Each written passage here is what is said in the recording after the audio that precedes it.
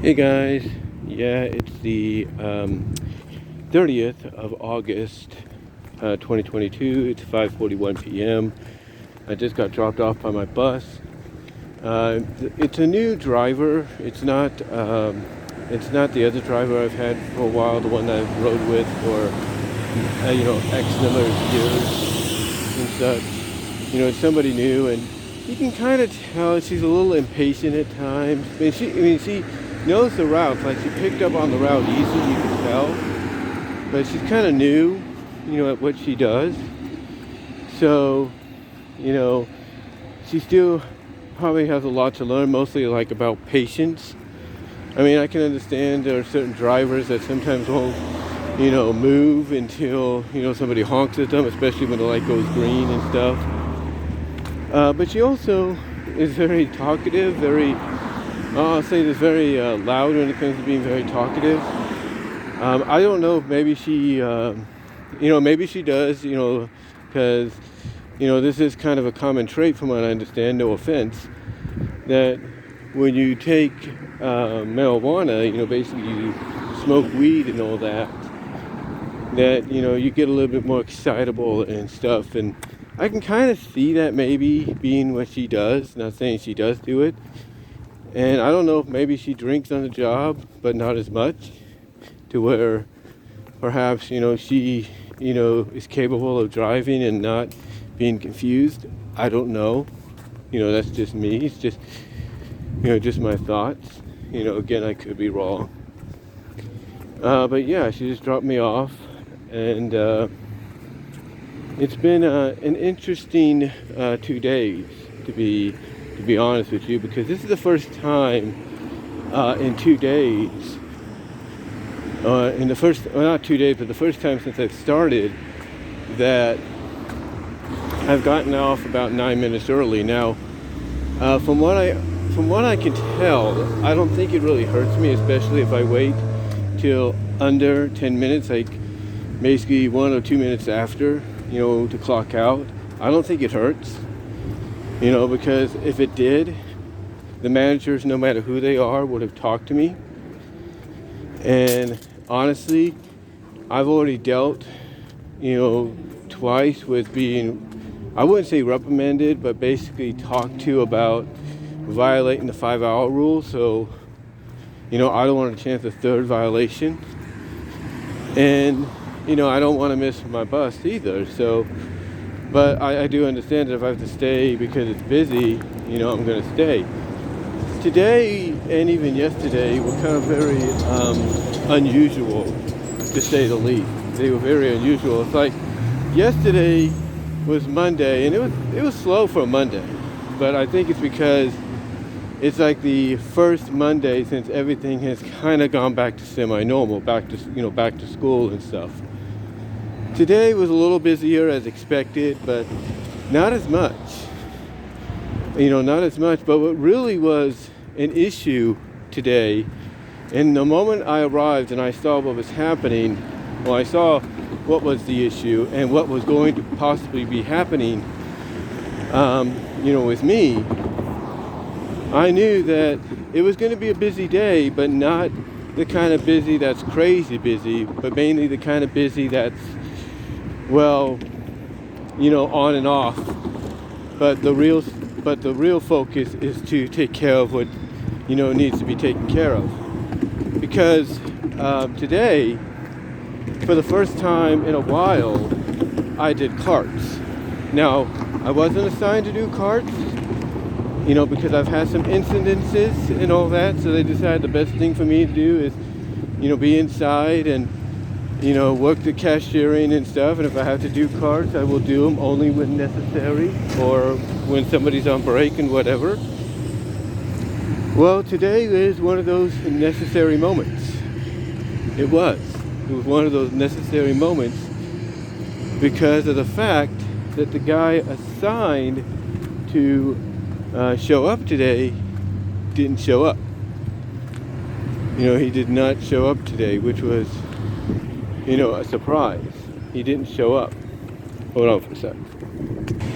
Like I was saying, I just had to cross the street there, but like I was saying, the guy that they had hired didn't show up today. Now, normally,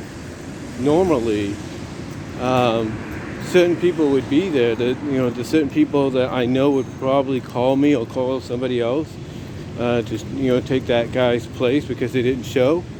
Would have called. They would have called and everything and said, "Hey, can you get here as soon as possible?" And there's no doubt that I would have. But again, that didn't happen. Instead, I showed up at about 10:26 in the morning. Had about, well, actually not 10:26, actually 10:46, because the bus this morning was a little behind. I don't know why. Actually, all the buses were to an extent. But anyway, basically I got there, I had 15 minutes to spare. And basically, as I was approaching the store, I saw that there was less cart. I mean, not less carts, but there was a lot of carts outside. And I'm thinking to myself,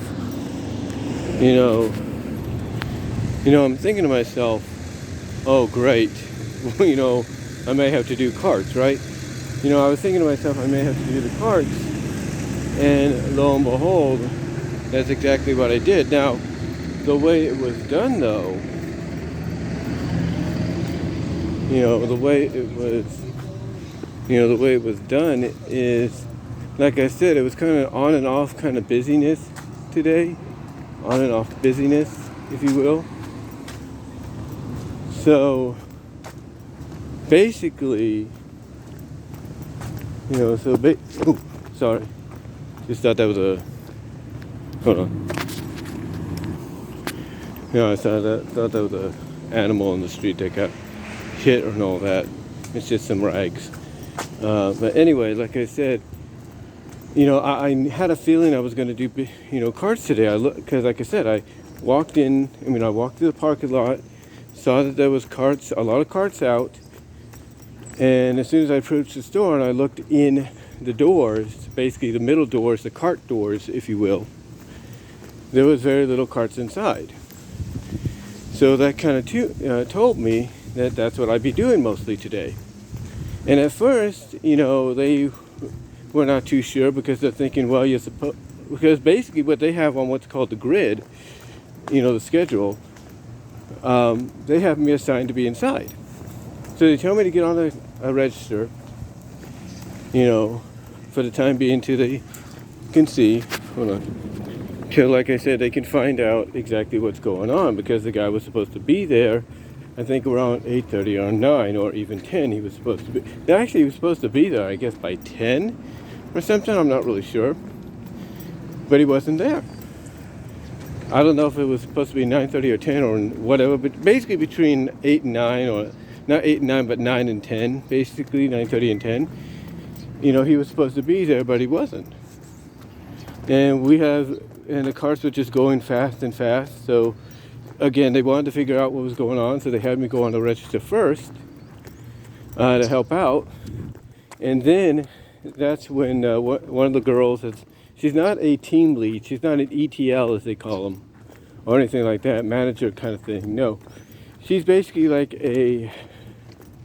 I guess you could say an SC, a self-checkout advisor, basically somebody that watches self-checkout.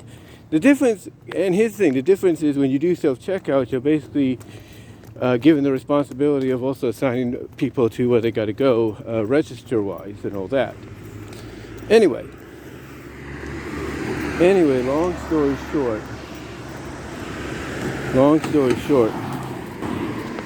but like I said, long story short, the girl that was assigned that today came up to me and said, "Okay, Brian, we need you to go out and get cards," because she had to, like I say, double check with our managers, for the day. And our manager was even, I think, surprised, like, wait a minute, what's going on? So I go and I get the vest on and everything. She gives me the keys, she gives me the remote. Well, actually, she gives me the keys, not the remote. So what I got to do is go into what is known as TSC, where we clock in and everything. I have to go into TSC where we clock in. and all that, and go behind the desk and get the remote for the cart machine. And one of the ETL managers sees me and she's like, "Oh, what are you doing?" And, "Oh, did you find it?" Basically, she's like, "Oh, what are you looking for, Brian?" And then she notices, and I show her, she says, "Oh, you found it? Okay, that's good," and everything. So I ended up finding that, as well as a walkie-talkie, because we need a walkie-talkie, especially when we're outside. Anyway, so I go out and I do the carts, and I don't really have much of an issue today, as I normally do. I mean, yeah, there were some cars that would get in the way, but it wasn't that bad today. It was actually pretty smooth. I was able to get, as time went on, I was able to get like all 21 to 25 carts in. And what you do, basically, when you bring 21 to 25 carts in via the machine, is you're supposed to, as far as I know, you're supposed to divide them into different rows. I mean, yeah, you could put them all into one big row and then take whatever's left and put that into its own row. But the way I was taught and shown, I was shown, yeah, you could do that. I was taught and shown that you could do that. But what I was taught and shown, not just here, but at Walmart, is, you have to divide them. You have to fill them up. You have to make it look full. So that's what I did. So every time I bring in, 21, carts or even more than that, I would fill it up. I would make it look full, because 21 carts basically equal 3 rows. And if you got a little extra than that, which, sometimes you're not supposed to, it could fill out things even more so. And then you just build from that. So yeah, basically my thing today was doing carts, and when they needed me to, I would come in and help cashier, because there were times they would ask me, "Hey, can you, when you're done," because there were times when I would have it filled up just enough, for the time being. They would ask me to come in and get on a register, because today's attendance was like blah.